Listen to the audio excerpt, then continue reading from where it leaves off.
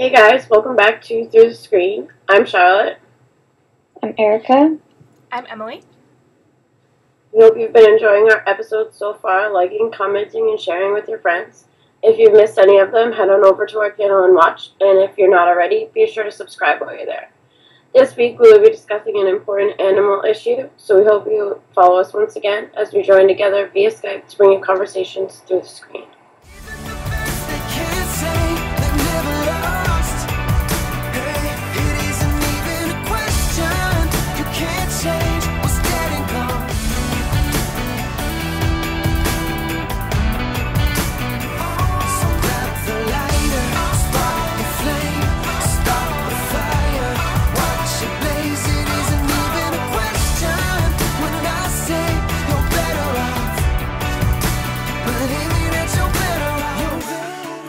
This episode, we will be discussing the controversial killing of Harambe, the gorilla at Cincinatti Zoo, and how it creates an important discussion of zoos in general. We will also be discussing a heartwarming story about a lion cub that was saved by a Canadian woman from being killed in South Africa, bringing you our reviews of the DIY stain removers we brought you a couple weeks ago, and finally discussing a special biopic in place of our regularly scheduled entertainment content. First up, Harambe and zoos.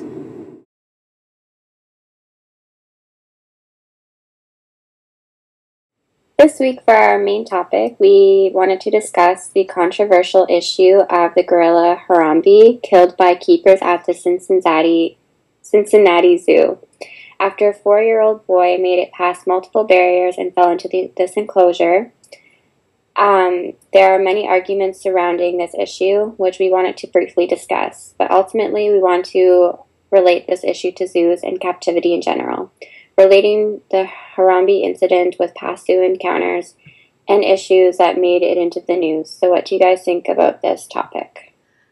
So for me, I feel so many different thoughts about this incident.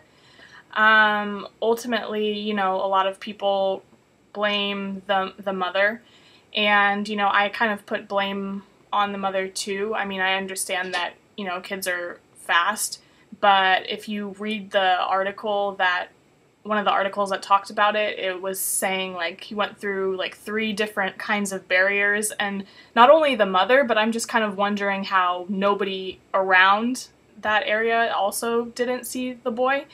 And when I read that the barrier to get into the enclosure was 3 feet tall, I personally thought that there was something a little bit wrong with that it's so easy. Like, why is it that easy for a 4-year-old to get into this enclosure and fall like 20 feet down into the enclosure? And, so I was here thinking, and then I started to blame the zoo, and I was like, why don't they have, better barriers? And after that, I read an article it was actually an animal activist saying that, when zoos first started, they were basically concrete cells, and it was, just the animal inside of a concrete cell. And over the years, zoos have kind of adapted to make the area more like their natural habitat, and so they've become more open. And they were basically saying how this incident would probably set it backwards to create more barriers for these animals. And, so there's so many different, I feel like there's so many different arguments for this. But for me, I think what it really goes back to is basically keeping these animals in captivity in general. And the species that Harambe is actually an endangered species. So, I feel like whoever's fault it was, I feel like he should not have been put in that situation in the first place for someone to be able to decide whether his life was, whether he lived or died. And, I had communicated this on social media, and somebody kind of came after me saying that zoos were important because it keeps animals from going extinct. And I kind of took issue with that because I feel like, yes, there are some zoos that are really into conservation efforts, but I feel like a lot of them are out for profit. And I feel like they don't really treat their animals well, because one of the last zoos that I went to was the San Francisco Zoo when I was younger, and I remember that the animals were really sick. You know, they had polar bears on concrete. You know, they were just not in good conditions, and that's like one of the last zoo memories that I have. And, you know, to say that zoos are always out for animals' best interests, I don't think that that's true. And, you know, there are specific, like, conservation and sanctuary places. Like, there's one in Texas called CARE, which is the Center for Animal Research and Education. And, you know, they, for example, they don't charge for tours. They instead ask for donations. And, you know, for a place that, you know, charges its guests, and, you know, I just feel like a lot of zoos are out for profit, and they're most of the time not in the best interest of the animals. So I don't know. I feel like it's a tricky issue, but I feel like a lot of it kind of goes back to holding animals in captivity, and, you know, the conditions of that, and that we as humans kind of decide the lives of animals. Like Harambe, for example, he was born into captivity, so he's never known the wild. But, you know, sometimes, you know, I feel like it's unfair for certain animals to their fate to be decided by people. So for me, when I heard this story, I instantly thought of a movie that I had seen. It stars Kevin James. I'm not really I can't remember the name of the movie exactly, but I think it's Zookeeper. I think that's the name of it, yeah. He basically plays a zookeeper, and one of his animals is a gorilla. And, like, nobody understands the gorilla. Nobody gets the gorilla. Like, the gorilla lives in, like, a slat. Like, just like Emily said, you know, back in the day, he's in a enclosed caved cement wall room with nothing else in it. It's just him. And, it really reminded me of this because, Kevin James is the only one who can get through to the animal. He's the only one who can calm the animal down when the animal's freaking out. He's the only person who does anything for the animal. And I think at one point he either loses his job or something happens with the animal, and, like, the executive producer of the zoo comes down to try and, like, calm the animal down, and obviously he's enraged. And I know it's just a movie, but, like, this is kind of like what it reminded me of. Because not only that, but also Cecil, and how people just go in and kill these animals with no regard to the fact that the species is endangered. And that, like Emily said, just the fact of keeping these animals in zoos, a lot of people are saying, you know, well, the zoos keep animals from going extinct. And yes, to an extent that is kind of true. Like Emily said, there are, you know, zoos that focus on that type of conservation and keeping animals from going extinct. But then there's also, you know, those types of places that just don't care. And what we didn't understand was how it was so easy for this kid to get into the enclosure. And then not only that, I see it every single day. The fact that America blames the mother, that just goes to show you that this does happen every single day, because I literally witness it all the time. Parents are always on their phones. Always. They never watch their children. I've literally been at work and kids have ran out my front door, like right in front of me. And I'm on a busy highway. And I'm just thinking, all I need is for this kid to, because there's like a little enclosed front hall. And I'm like, all I need is for this kid to run out the door, because there's no, it's just a push door, so the kid can just push the door open and go out. And a lot of times the parents don't even get up. They don't even leave their table to come and get their kid out of the front hall. I have to literally go out there, get their kid, and bring their kid back to the table, because I'm more worried that their kid's going to run out in the street and get hit by a car than their own parent. And I just feel like this is kind of like the situation that was going on this day in the zoo. I feel like a lot of times, you know, and then not only that, people get mad that we blame the mother, because it's like, well, you know, kids do things, kids run off, you know, like things like that. And it's like, yes, that is very true. You know, my mom always told me stories about how I would walk away from her in stores all the time, and she would go crazy looking for me. And I'd probably be in, like, you know, the toy aisle or something like that, looking at, you know, toys, or, you know, in the clothes aisle looking at clothes, something like that. But I just feel like nowadays it's like when kids run away, either the parents send a sibling after them, or they just don't make any effort at all. Sometimes they just are like, okay, bye, see you later. You know what I mean? And like the kid just runs away, and it's like, come on, you know what I mean? Like, this is what's wrong. This is why kids go missing every single day. This is why, things happen. There are sick people out in this world, and people need to understand that. And then you go back to the fact that this gorilla was in his own area. First of all, was in what was supposed to be his home, essentially, and some stranger or something else wanders into his natural habitat. He's obviously going to react the way he's trained. His body is trained to the way he was supposed to react. And in the end, the gorilla actually tried to help the little boy. So I just felt like his death was just completely uncalled for. The gorilla's death was uncalled for in every aspect of this scenario. Because, yes, the gorilla acted in natural instinct at first, but in the end, he saw that the kid was in distress and tried to help the kid. Mm. So, I mean, how do we go about this in a different way? Most of us will say, well, the gorilla shouldn't have been in the zoo in the first place. Because a lot of zoos, they just don't care.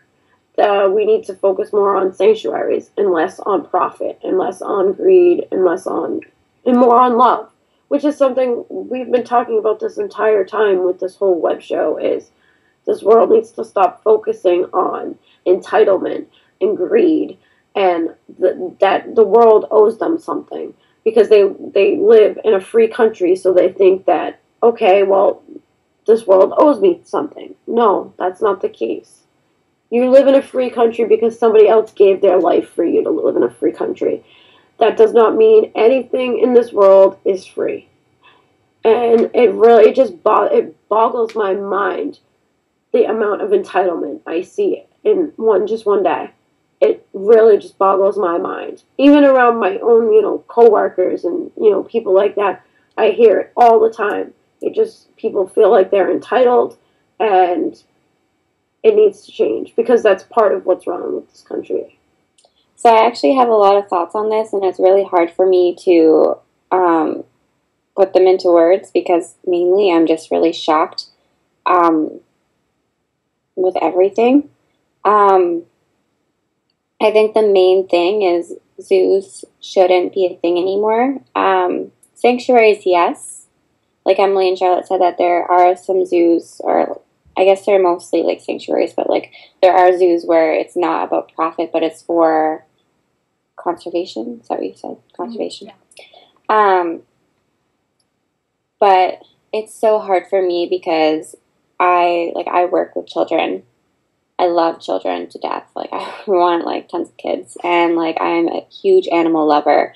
So for me with the story, it's like, how do I, like, if I was in that person's shoes, I would be so stuck.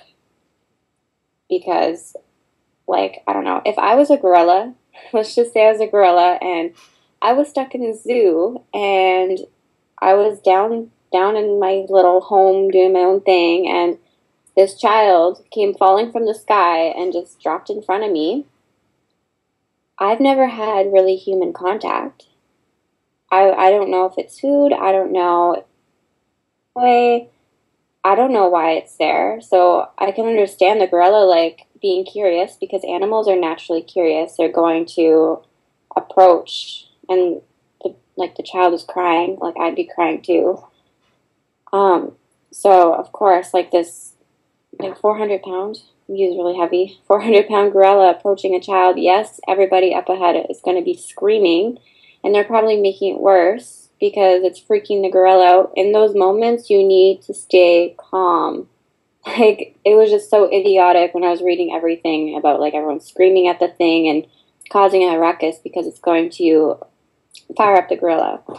So, I think, one, the gorilla was scared. I think he was scared and he didn't know what to do, which is why I couldn't even tell in the video if he was trying to protect the child But I did see the gorilla try to pick the child back up round and try to stand him back up.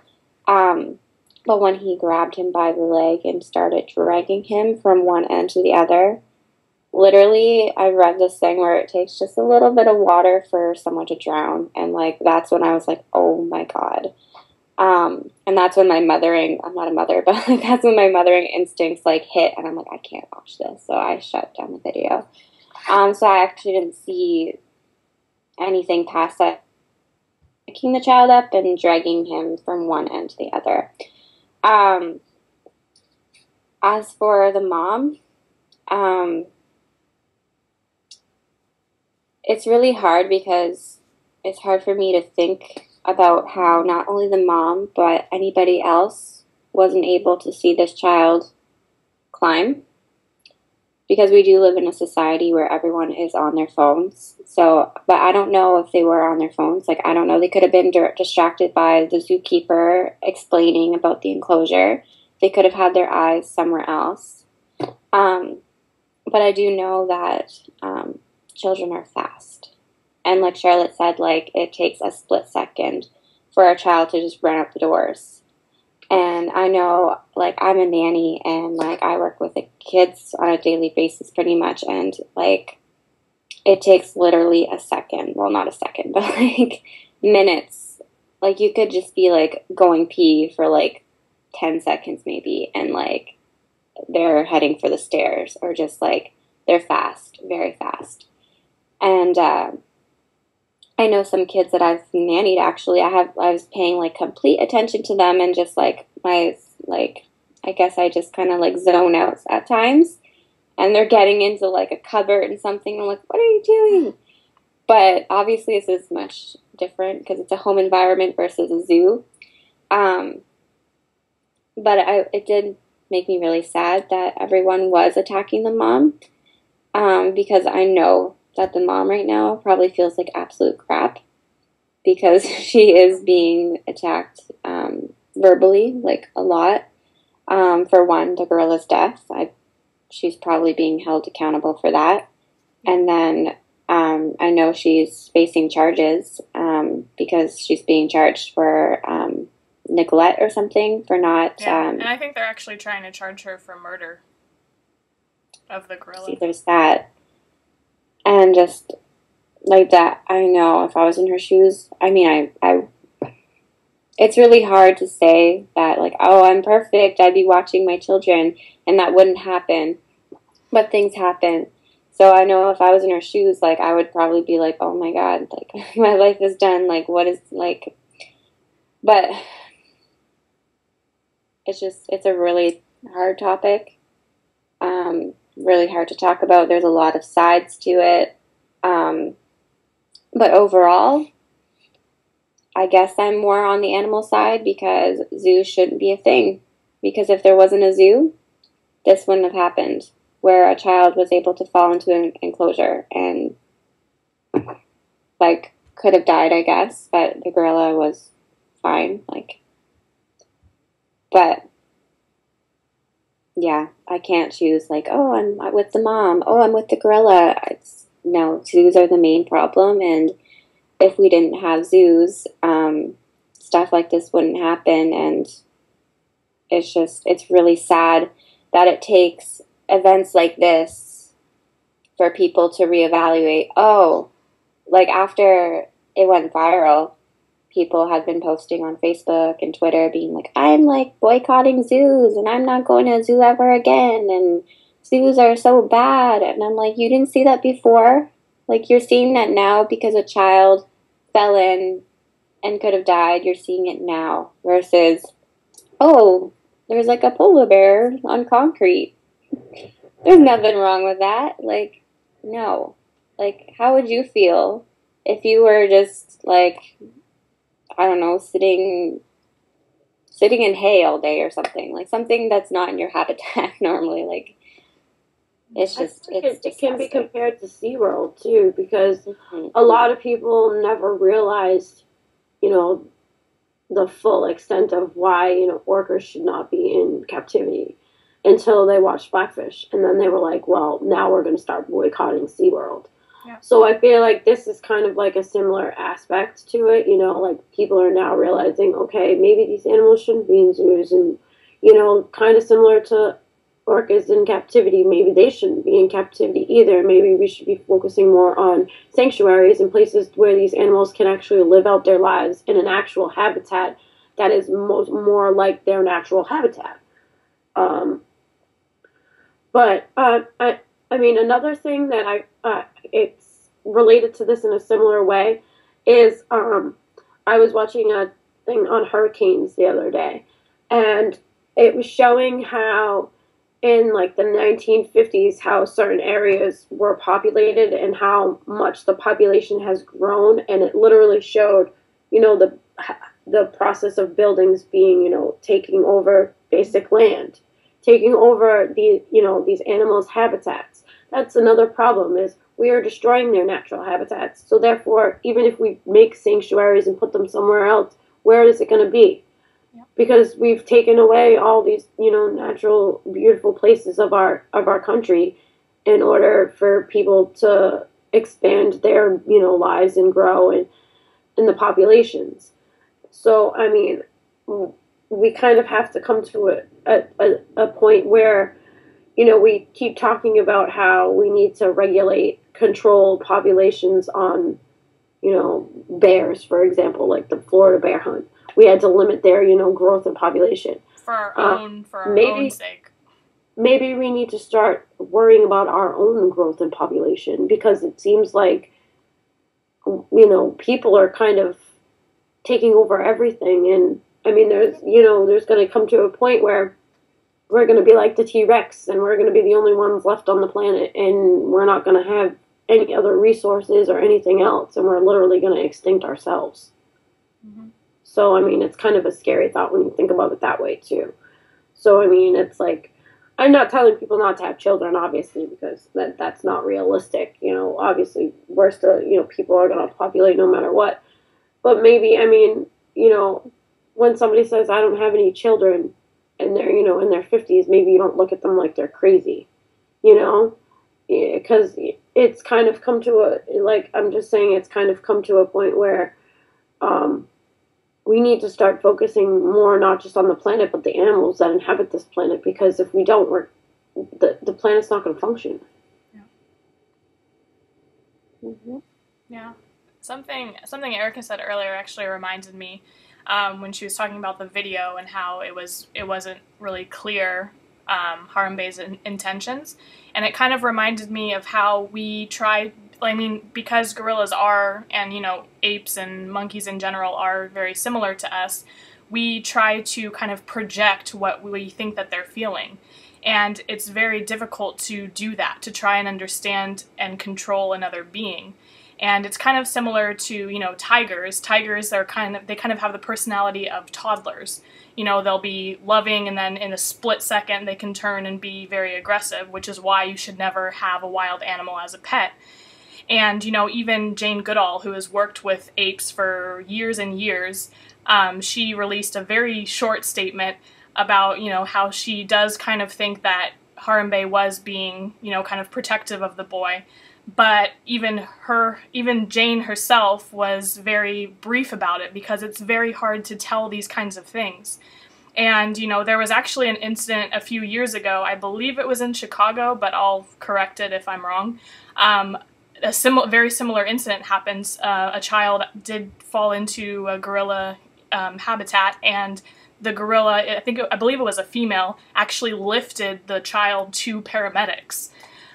So, you know, it's very hard for us to kind of understand the intentions of other creatures, because we constantly, you know, try to control them and try to, you know, project, you know, what we think they should be feeling and how we think they should act.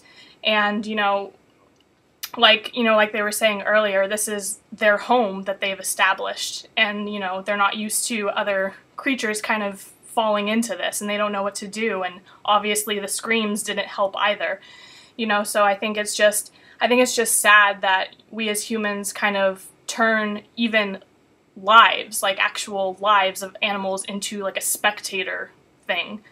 You know, and it also reminds me of Mauritius, the giraffe that was killed, I believe in Copenhagen, as like a spectator. It was a baby giraffe that was killed and fed to lions.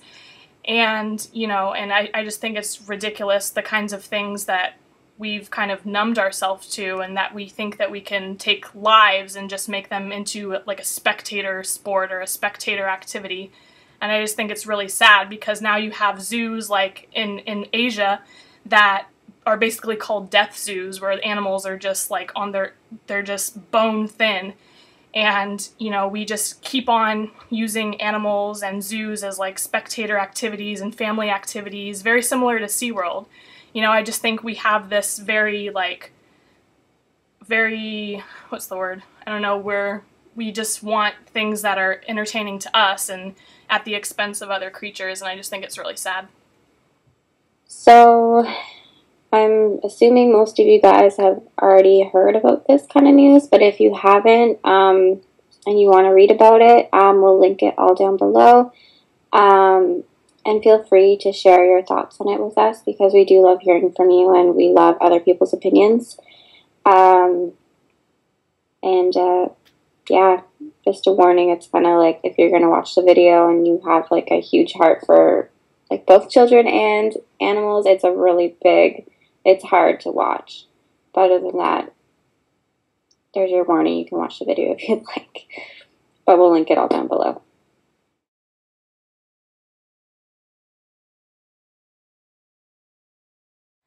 This week's heartwarming story is about how far one woman was willing to go, literally, to save a lion cub.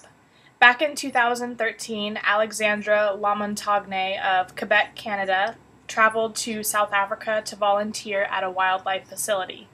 Alexandra had originally planned to work with the organization's monkeys.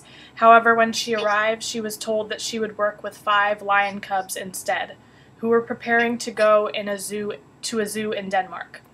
While working at the facility, Alexandra began to bond with the cubs, especially the youngest, Sarabi, who would fall asleep in her lap as she bottle-fed her. She loved the experience. However, upon returning to Canada, her fond memories turned into horror as she learned that Sarabi was being sent to a canned hunting facility with her siblings, which is basically a place where lions are kept in a small area while a paying hunter is able to kill them as an easy target to take home for a trophy. Alexandra was horrified when she discovered that the organization she thought was helping animals was preparing to send these cubs to be killed all along, and she had raised Sarabi for this fate. She thought of the cubs who she had fallen in love with during her time at the facility and was determined to save her. She started a fundraiser through social media and was eventually able to gather the funds to buy Sarabi's freedom. She returned to South Africa and found 14 other cubs in the same enclosure as Sarabi, awaiting a similar fate. Alexandra was completely heartbroken that she couldn't take all the cubs with her, but her efforts were not in vain. She was able to take Sarabi to a Moya big cat sanctuary where she could live out her life. Alexandra's story got out, and she was even interviewed for the MSNBC documentary Blood Lions. Sarabi's story was even featured in a video to raise awareness about canned hunting, and while this horrible practice still exists, Alexandra's bravery and determination allowed Sarabi to grow into a beautiful lioness at this South African wild sanctuary, where she's living out the life she always deserved. So we will, of course, link the article down below for you to read, and please consider reading more about canned hunting facilities so you can learn how to help stop them.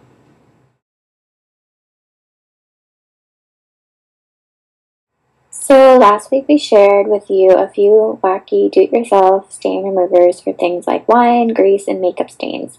And we promised you that we would be back this week to let you know if they actually worked. So what's the verdict?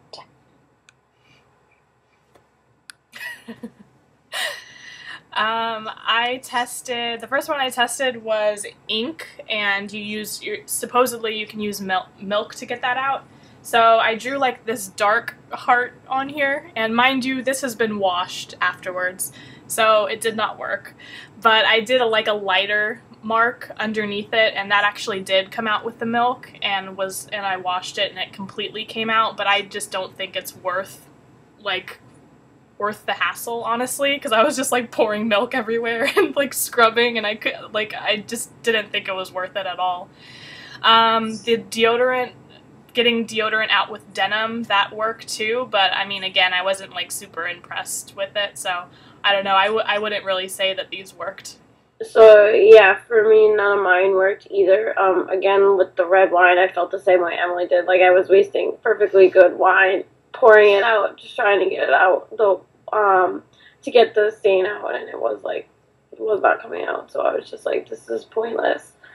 The way to get red wine out was through white wine, which is why I say I was wasting alcohol trying to get it out, because I was literally wasting good white wine trying to get it out. Yeah. The second one I had to try was grease, and to get that out was soda, and no. Wasting soda. Yeah, like, the tears were pouring down my face. I was wasting the soda. I was like, no, this is not working. And not only that, it was sticky as fuck. Anyway. And the last one was oil, and it was supposed to be white chalk, and yeah, you can just imagine what a horrid mess that was, because it didn't work either. I mean, I think we found these, it was on Pinterest, right? That we found these Pinterest, on? Yeah, I think these people just put it up there to see who can make the biggest mess. But I mean, that's why we're here, is to test these things for you guys, but... Okay, so I tried 2 out of the 3 products. So I actually had spilled an ice cap all over one of my favorite sweaters a few weeks ago. That's coffee for those who don't live in Canada. Yeah, ice cap is coffee. And so I was like, oh, perfect opportunity. I can try it on that. So I was using baking soda and baking soda and baking soda, and it was doing jack shit. Like, building sandcastles. I was like, I tried to add water to it to kind of make like a paste, and like I put it in the wash after, because I didn't know if you had to, like, you know how like those steam remover things, you coat it and you put it in the wash. Nothing. So I was really sad. So that didn't work. And then I also have a bad habit of falling asleep before I wash my face, meaning washing my makeup off. So I tried shaving cream on your face. On my pillowcase. On your pillowcase, okay. I thought you meant on your face. I was like, on your face, oh my gosh. No, so I tried it on my pillowcase, and it, like, I feel like it made it worse. It kind of just, like... Spread it out really nicely, and just, like, made it a nice gray. Like, that's, like, basically what the wine did. Yeah. The red wine, the white wine just kind of spread the red stain out, like, basically. This person was basically out to troll people, so when we say don't try this at home, we really mean it. Yeah. And after this, like, the second fail, I'm like, I'm not even going to try the lipstick, and I don't even wear lipstick to begin with, but honestly, baby wipes, it makes sense. Yeah. That actually might be the one that probably did work, because... Probably. Lipstick and baby wipes. Yeah, and I didn't get the opportunity to test using lemon to get out sweat, but I have a feeling that probably would have also worked, maybe. I don't think it would have smelled all that great, though. I mean, you could, like, you get it out and then you wash it afterwards, but... But I mean, normal washing machines can get out sweat, too, so... Yeah. Not very impressive. So I doubt you guys are interested, but if you are, we will obviously link it down below. Maybe you might have a different way of doing it yourself, and it might work for you. And there's different products to try from as well. So, I mean, you can pick whatever ones you want to try and let us know what you guys think of it, and if it worked, and if it failed. We want to hear from you. So, check it out.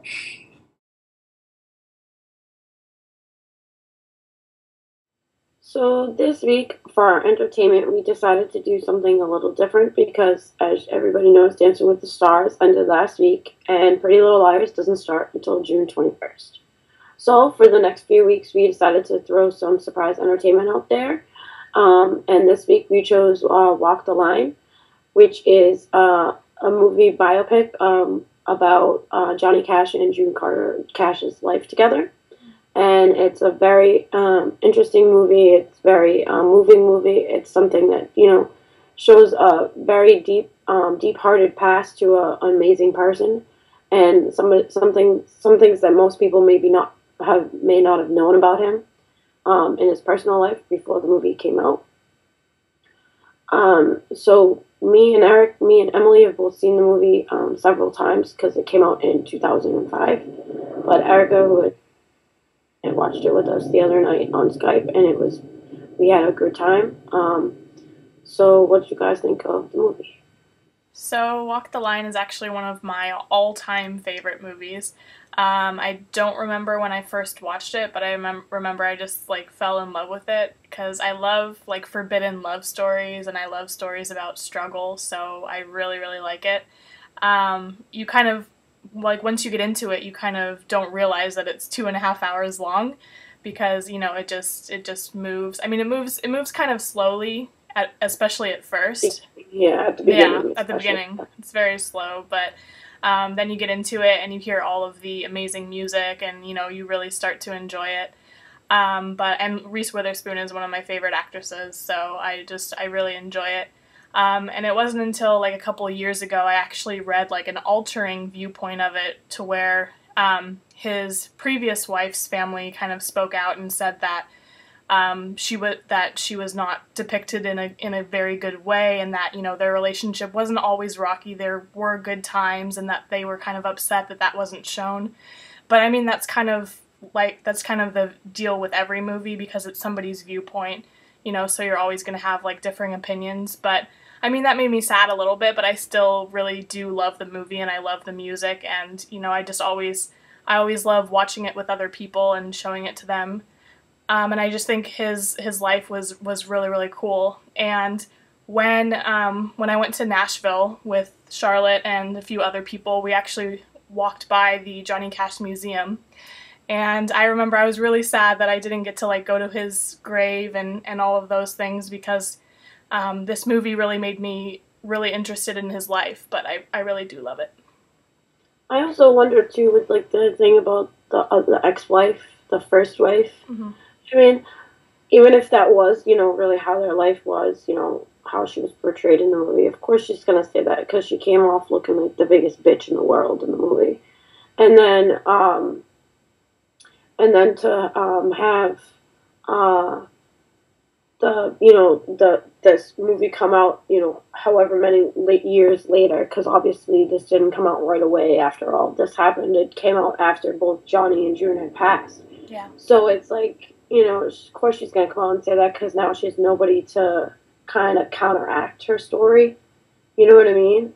Yeah. Kind of be like, whoa, wait a second, you weren't, obviously their relationship was good. You can see it in the beginning, their relationship was good. He really did love her when he was in Folsom Prison, and he really did, make this commitment to her and think that they were going to be, together forever. But she kind of didn't believe in him, and that was kind of the problem to their marriage. And then with him meeting June and kind of falling in love with June and having this whole big, it was kind of so obvious that he was in love with her and he wanted to be with her, but he was already in a marriage. And back then, getting divorced wasn't really common, especially in the South.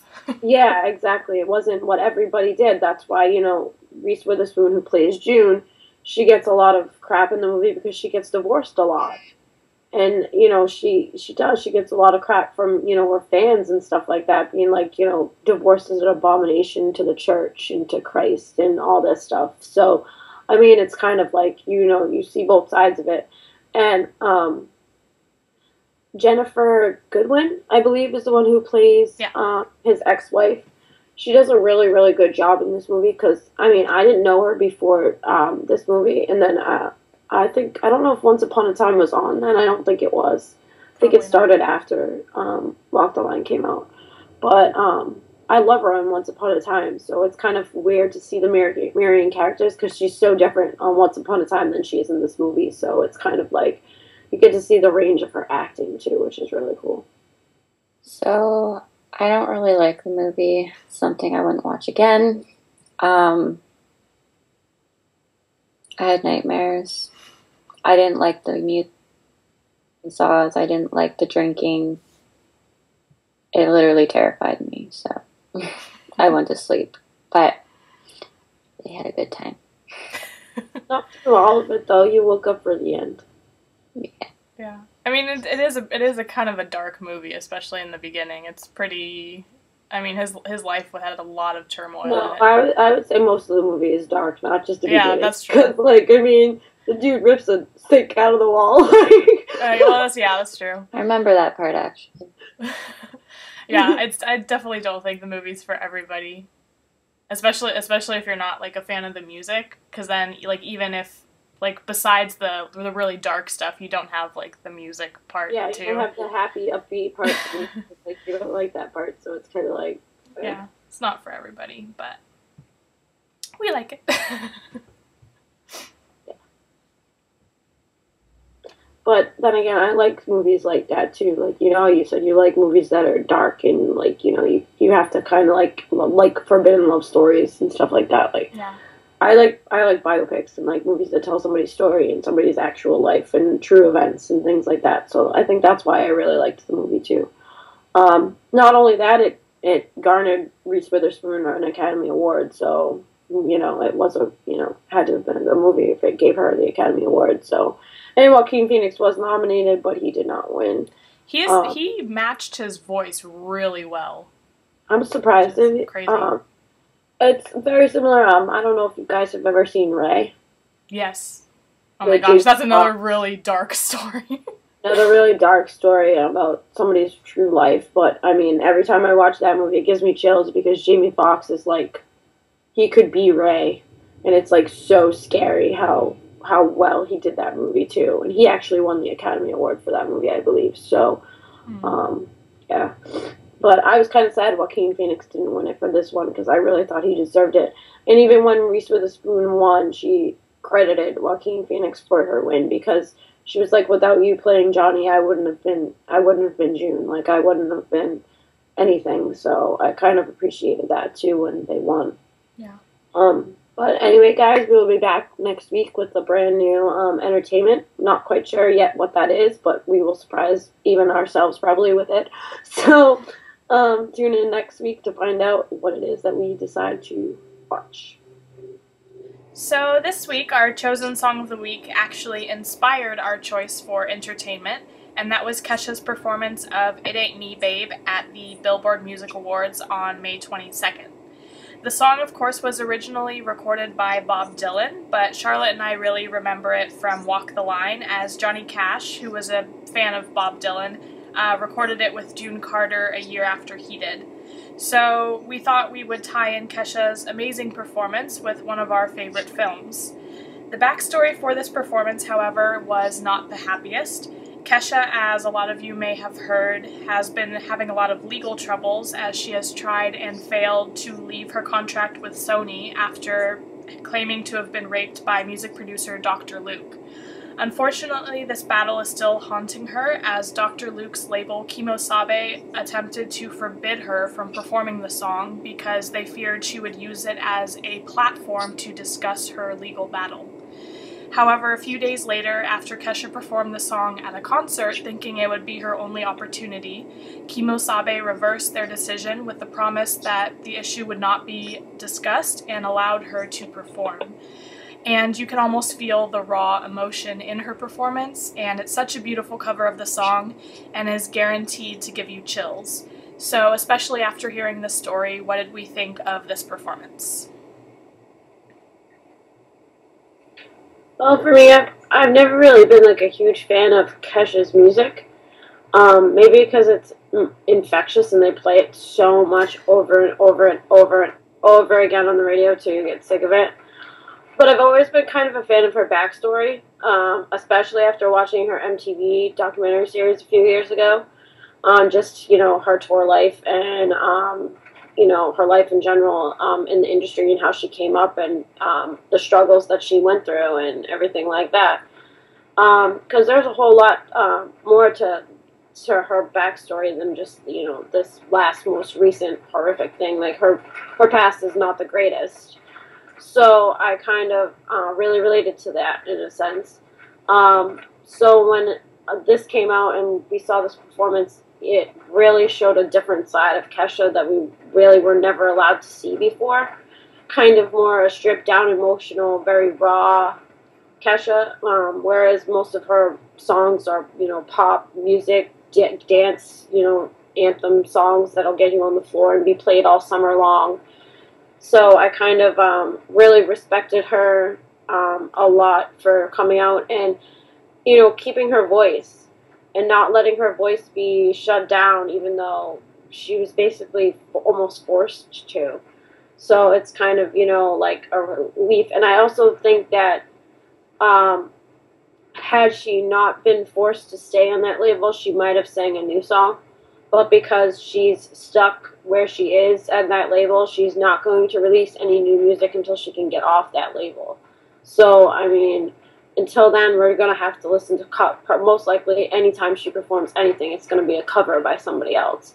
And that's fine by me, too, because as long as she does it justice like this song, I have nothing bad to say about her. So for me, I'm not exactly a fan of country, but I liked certain parts of each version.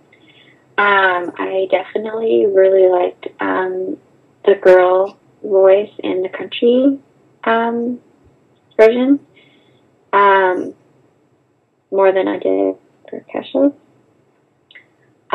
But overall, I just not really a fan of country, so I would lean more towards Kesha's song, her version of it. But it was my first time hearing it on Skype with the girls, and I think it's something I would listen to again. I don't really know what to say, but I just know that she's definitely showing a lot of strength with staying strong and keeping going and holding on, and it shows a lot of her character and stuff, so I like her version, and I will always support her, and with my opinion.